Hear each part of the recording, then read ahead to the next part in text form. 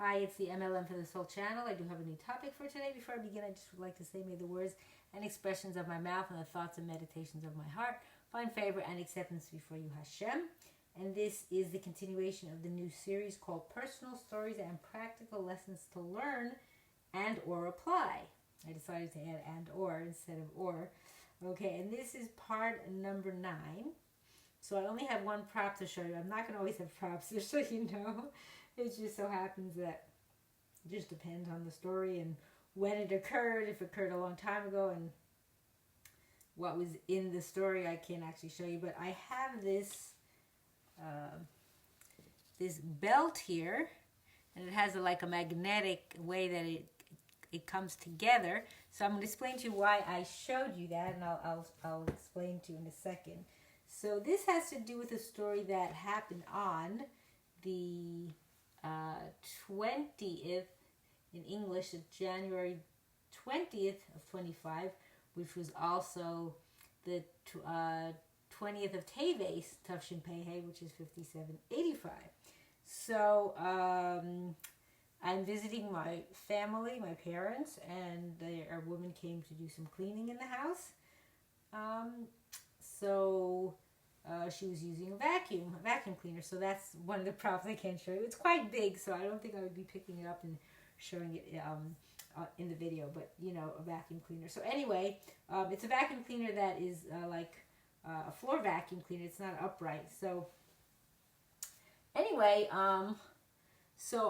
she was cleaning around here, and then I says, "Oh, I'll use it to clean the room where I'm sleeping in."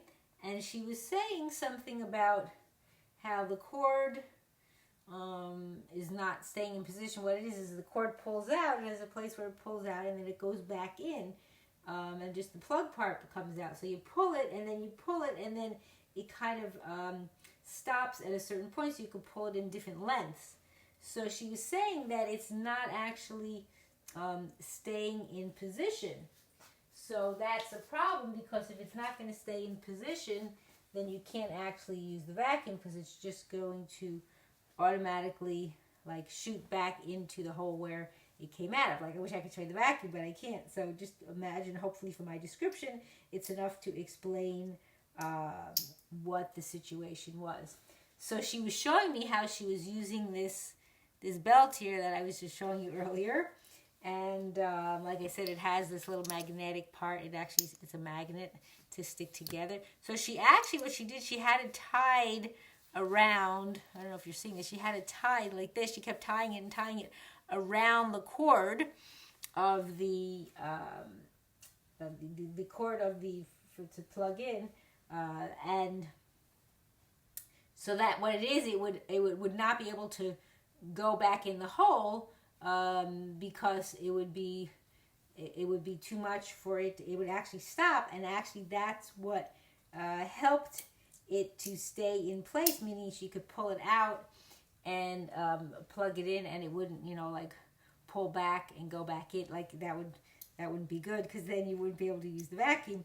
So by her tying this up, like she took this apart, and then she made knots in it, so it was thick enough that it would actually hold it. And I says, wow, that is so smart of you to even think of that, to use it. And then I also use it, and there was some other place where it was hooked on. So the purpose for this actually was to put it around where the handle was, because since it's a kind of a floor vacuum, so it's not upright. It's that, a flat, kind of like your bed. So it's kind of not so easy to bend down and pick this up. So this was like attached around that handle, and you would use this to pull it up. So this was ideal that it was there. Now there's a backstory to this. Last time I was here visiting, they had a vacuum, the same brand vacuum, but it was funny because I don't know how long, this was about, the last time I was here was just kind of like a couple months before this story. And I think I was using the vacuum, and I noticed something sounded funny underneath, and I guess nobody ever paid attention and looked at it. And I was like, that's weird. It's making some kind of a weird sound, and it wasn't the vacuum. The vacuum wasn't on. It was just when I was moving it. So I looked underneath and I noticed that one of the wheels, they're like plastic wheels, was actually cracked. So it wasn't good. So it turns out that my dad was able to go to where a place that has these similar vacuums, because I think they did some repairs on this vacuum.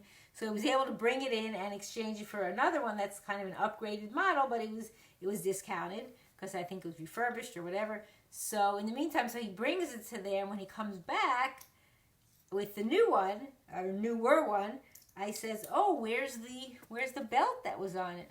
I says, we need that. That's for, being able to pull the vacuum when you're walking around. It's much easier to pull it with this than the handle that's much lower down. You pull it from, like you would hold this kind of higher up and be able to pull it, and it's kind of strong. It's stretchy too a little, so it's much easier. So I says, oh, can you call them up and call up the person there and find out if they still have it, because I think they might have been throwing away this old vacuum. And I says, well, we really want it. So since it was right there, I when he came back, and I saw the new vacuum, so I told him. So he called the person and he went right back to get it, and they still had it. They hadn't, I don't think maybe they didn't throw it away yet. So lo and behold, why is this important? Because of what I just told you about the story. Like, how was the vacuum going to be used if this problem of that the fact that the cord was not holding in place, meaning you pull it and it's supposed to kind of stop there. It has kind of like a mechanism, I guess. I don't know if it's what kind of mechanism, that it just kind of stays. So so this was so important. So Hashem planned it that I would be here, and that I would that he would take it, and then I'd see him, and I says, oh, we need this belt back because we use it for pulling it. Me not knowing that a couple months later it would come in to play for the vacuum, the newer vacuum that we needed, that the woman would need to do this and tie it up, make it into knots so that it doesn't like pull back in.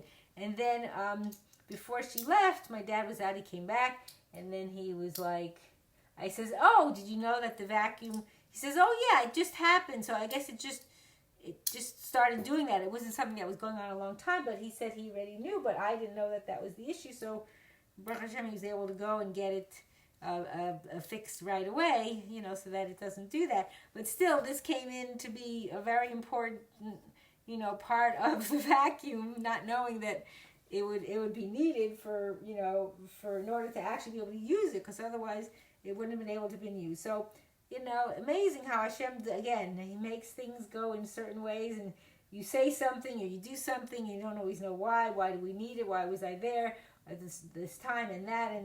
But here, sometimes with stories that happen, you don't always see the results of why you maybe said something or did something or asked about something. But here you see it. But it happened, a couple months later, but still, that's, faster than sometimes when you do something or pray for something and you don't see the results, in the near future, or maybe they're in the very distant future. So here I saw it right away, like, wow, I thought this was so important. It's just a belt, right? And it was a very important thing for this vacuum. So I just wanted to share that story. And I just want to say, too, that I hope and pray that we all merit to live and see the coming of Mashiach speedily in our days, and rebuilding our final and everlasting Beis HaMikdash. Amen. And thanks for watching.